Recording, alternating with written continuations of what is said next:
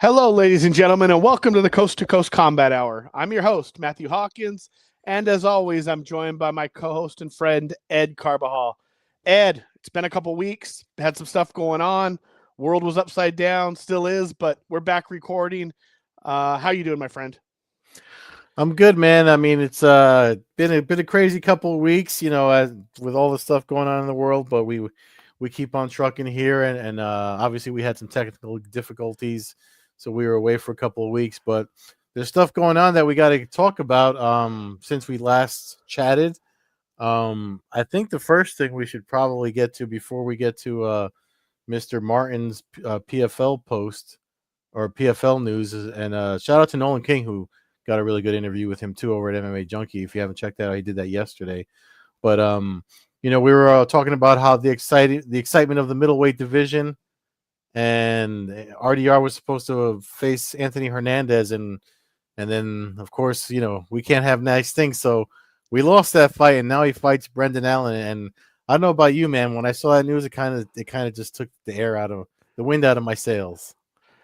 As an RDR fan, yeah, it definitely throws it off. I kind of feel like Hernandez kind of won by like being the first one to drop out. Like I feel like it kind of like if anything happens to RDR, even I mean, for A, he could lose. Yeah. He could lose, and B, we find Brendan Allen now, who's no slouch. So he could lose, and B, he could blow out his knee.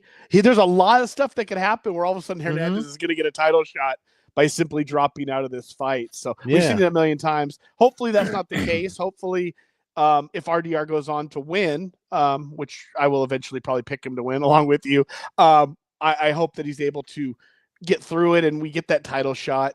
You already got Kazmat talking about wanting to fight on this White House card. We agreed we're not going to get too deep into that, but that's kind of concerning. It's next year, so he might actually do it. 6 months off. Yeah, no, I know. But that means that's 6 months, 8, 9 months. We're not going to see him again for a long time. Yeah. It'll be a year. It'll have been a year since he because didn't he win the title in June? I believe so. Yeah, or June, maybe July. Maybe it was whatever, June, July, right around there of this year. And might have been August, actually, now that I think about it, August in Chicago. But we ain't seen him again for a long time. Yeah, that's what I mean. So it's essentially going to be 9-10 months before we even see him rumored. And I wouldn't bet any big amount of money he gets back into this country and is able to fight at the White House. I think that could be, something that we'll have to see how that unfolds. Yeah, but you never know. Well, favors are done, but it helps when you got friends in the way. Also, so. Yeah, not as good of a fight. Still a good fight. So my thing is I mean, and I have the UFC rankings up. I got Martin's post ready to share, so I'm not sharing the rankings. But they have Allen and Dolidze both are ranked number 11 for some reason on the UFC rankings, and it's that De Ridder risks losing the spot that he gained. I know he likes to be busy, and I know that was like his big complaint when he was at one championship, is that he wasn't busy enough. And then they made him fight, Malik, and all those times for him just to lose twice. But I'm just kind of like, he's taking a risk here. It's cool that he's doesn't mind it because he wants to stay busy. But I don't know, like, is Israel Adesanya like busy? Does he have a fight announced? Like, there's other fights he could have taken, I feel like. But I don't know. Yeah, I don't know. Maybe he said, "Hey, I want a lower ranked guy if I'm just going to take this fight and continue." Like I don't. You don't necessarily know how it went. You wonder exactly because not everybody's got the same goals. I mean, most guys have the goals of being world champion, but I'd have just as much respect for him if he just came out and said, "Hey, man, I was in one for years. I only had a handful of fights. I'm here to fight. I'm here to win as many fights as I can physically win in my short period of time before I have to retire. Try to make as much money that I need to make up from the time that I was benched on that other organization. I plan on winning this fight. It's not the ideal fight for me, but I'm here to win fights." Like if he came out and said that, dude, I think that would be freaking awesome. Yeah. And you know what I mean? As opposed to kind of the Holland, maybe I misread Holland, but the chatter of like, oh, I basically am strictly here to make money. Like that, like not like like don't the words "I don't really care if I win or lose" can't come out of your mouth. Like if you want to be taken as seriously by me. So if the Ritter were to come out and be like, "Hey, I'm here to go. I want 20 wins by the time I retire from the UFC, and in order for me to get to 20 wins, I got to fight this week, this card, and that's where we're going, and I'm going to win the fight, and then if I have to fight another guy before I get to the title, so be it. It'll be another win on my record, another check in my bank, and then I'll get the title in a year and a half. I mean, there's ways to go about it, but I guess we should be happy that he took the fight. Mm-hmm. You know what I mean? Like, that we. Yeah, it's better than not fighting. It's better than not We know going the that there's route of plenty of guys that would have turned it down or would have, yeah. And not just that weight class throughout the history of fighting. A lot of guys would just said, no, I'll wait. Make the UFC choose. You want Anthony Hernandez or you want me fighting for the title? Like, yeah, I'll put a coin flip to it before I risk it in the octagon. But like to see that he's going out there and fighting. He's fun to watch, and I mean we still where it's going. So I like that he's headlining. I think it's cool that the whirlwind we had, honestly, with him from kind of like a couple years ago, that especially you really getting behind him and letting the world kind of know like about him, and then kind of him disappearing, having 2 tough losses to their heavyweight champion, and kind of falling off the radar a little bit. I think to even the point where you were kind of going, God, this kind of sucks, like. And then out of nowhere, essentially, he signs with the UFC, and now we're 4 fights. Yeah, he did that. He did that one fight. I forget where it was, an ACA, or he did the one fight at another organization to kind of get back on the win column. And then next thing you know, he's in the UFC, and he's been on a really good streak since he's been there. So I mean, he's one of the he's a fight. We talked about fighters that keep us interested, and he's definitely been one for me that keep me interested in sport for a long time since his one championship run. Justin Gaethje's the other fighter. That's that guy for me. I'm trying to think who else. A lot of the 125ers, a lot of the flyweight guys. I mean, there's fighters out there that still make me want to not just do this podcast with you, but want to keep watching the sport as a whole and interviewing more fighters and seeing the future guys that we can root for. Shout out to Abe Al-Sagir, who picked up his 8th win last week in Over Expectation Sports. I mean, he'll probably be in the UFC sooner than we think. Although I know that the weight class he's in is pretty stacked, 155ers. But but guys like that, they're the ones that keep me interested and want to keep doing what we do here. Speaking of people that keep us interested in fighting, you have a tweet that was put out by one of the new people helping run the show over at PFL, and he did announce a couple fights involving 2 fighters specifically that have been people that I don't miss and really enjoy watching fight. Well, I wanted to post his tweet, which looked like it was something he typed up as a press release. I don't know if that was sent out because I do get the press releases. And again, there is a really detailed conversation he has with Nolan King over at MMA Junkie that he did yesterday. And this seems to kind of like follow up on that because it looks like he's trying to clean up the confusion that has been stirred up over at the PFL. I'm not going to point any fingers, trying to be positive as we come back this week. But Mr. Martin, the new CEO of the PFL, he's replacing Peter Murray. If you guys don't know, Peter Murray's name was associated with them, and now he's off to do the Euro series or whatever they're making him do. And this is the guy now. And it looks like he's doing exactly what I was hoping with his video post today, announcing the Cyborg Collins fight. And then the other announcement that you mentioned, that it was with Nemkov and Henan Ferreira. But he's pretty much looking to clear up the confusion over the titles and all the properties and stuff like that. He says on this tweet, "My goal is clear: 1 champion, 1 division, 1 world title, a system that simplifies for athletes to chase and for the PFL fans to follow. So all these tournaments and everything are supposed to lead us to 1 king of the mountain of each division." And it looks like he's clearing that up with the matches and the post that he made today. So I think he's doing what he got hired to do. It's what I had my fingers crossed. And the fact that we're seeing a little more and hearing a little more from him now as we close out the year, we're at the end of September. We only got a few months left in 2025. he did tell Nolan that they're going to be with ESPN still through 2026 because their deal is through that year. So we'll still have to deal with that weird schedule. I don't think that's the PFL's fault. I think that's more ESPN's fault. If you watch what they did with the UFC and the fucking banana baseball league or whatever shit they'll show when fights should be on, like, I think it's time to start paying attention to what Mr. Martin says and does, while Don Davis stays in the back and counts money or moves money around. Yeah, any voice other than his leading the show is a positive. I like the fights. I didn't even know if I was ever going to see Cyborg fight again. Maybe it's just because I've been out of the loop, kind of the PFL scene. I'm just the truth. It's hard to keep up with it, and I was down on a lot of stuff they're doing. But seeing Cyborg's name get announced kind of put a smile on my face. Seeing Nemkov getting another fight, meaning Fedor team out there getting another fight for a title. I know we're hanging on to the past. We're hanging on to Bellator. We're hanging on to Strikeforce. I get it. And stuff and pride, but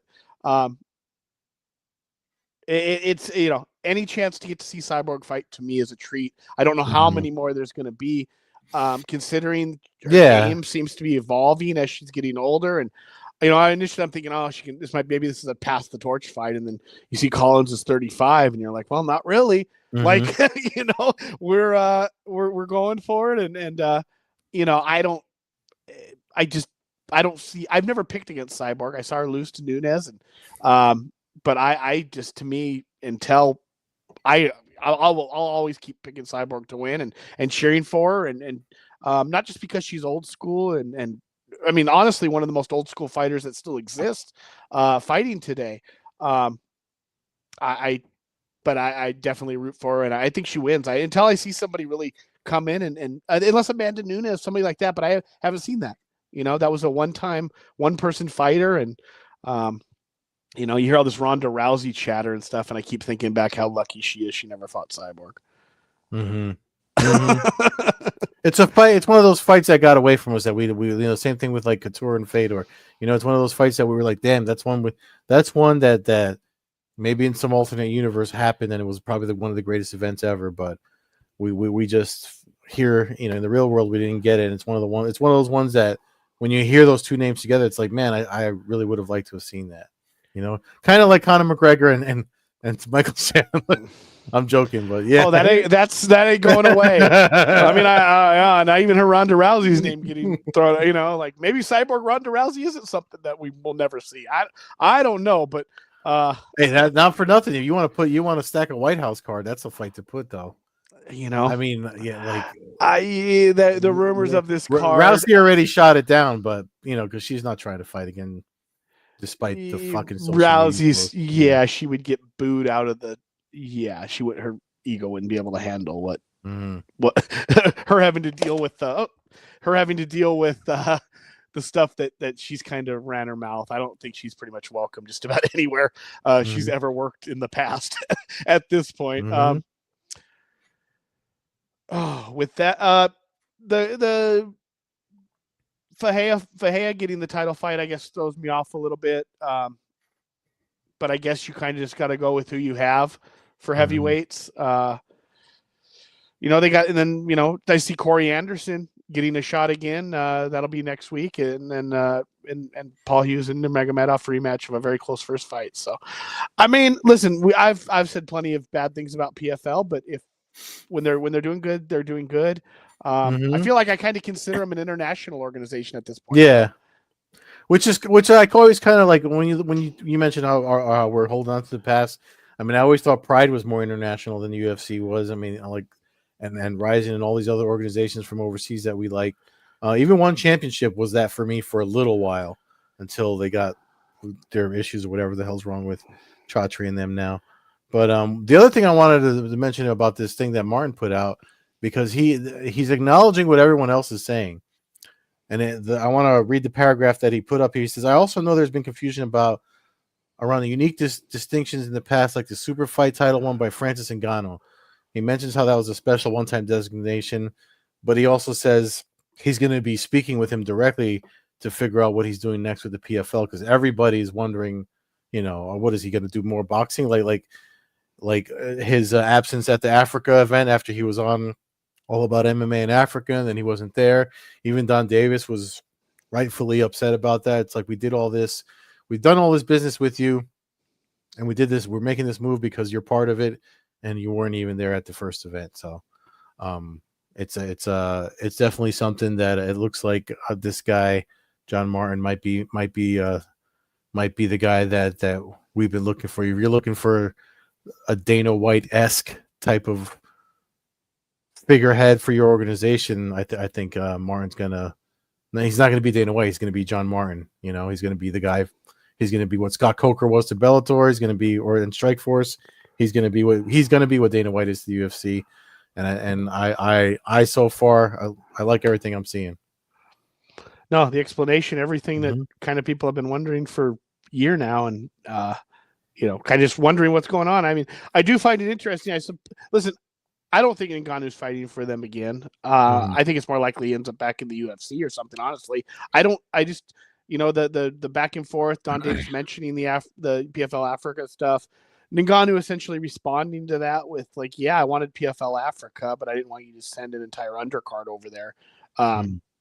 Like I already got undercard MMA over there. I kind of wanted to do, wanted to. Now the second African event had the Eblin fight and Dichkova and stuff like that. So there was some names on that, but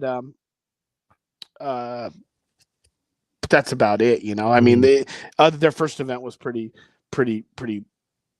slim on name value. So I kind of understand maybe where Ngannou's coming from with the amount of time that perhaps he maybe put into trying to get that going for them to send him the card they did. I think he felt was a slap in the face and probably not worth flying, 5,000 miles for. The one thing I wanted to mention, though, that's worth mentioning, because the comments on that post that John Martin put up on Twitter/X, everyone's saying whatever you do, don't get rid of the tournaments, and that I'm 100% for. I feel like they should keep that format. You got to keep what makes you unique. You need to keep that. You don't want to wash, rinse, repeat, and just try to do. Don Davis has put the UFC's name with them so many times. You kind of got to break that off and kind of just do your own thing. If you want to follow the success of organizations that actually competed with the UFC. Scott Coker never mentioned it up until the end. When he was running Bellator, and Bellator was pretty. I liked Bellator. I know people like to fucking talk shit about it, but those are the newer fans that whatever. But like I enjoyed seeing the two organizations go against each other, steal my eyeballs away. And I think that everything Martin so far seems to be doing is good, and I'm looking forward to what 2026 brings for the PFL outside of them still being on ESPN. No, I agree. We need something, and if that's what it takes, then let's cheer on PFL. But let me see. I know I got a misspelling on my screen, which I don't think I can fix. But yeah, I mean, next week, it was nice to get back to yeah. It's Fight Fan Hawk, not Fight Fan Gawk. Not Fight Fan Gawk. But I'm glad it was a G and not another letter. But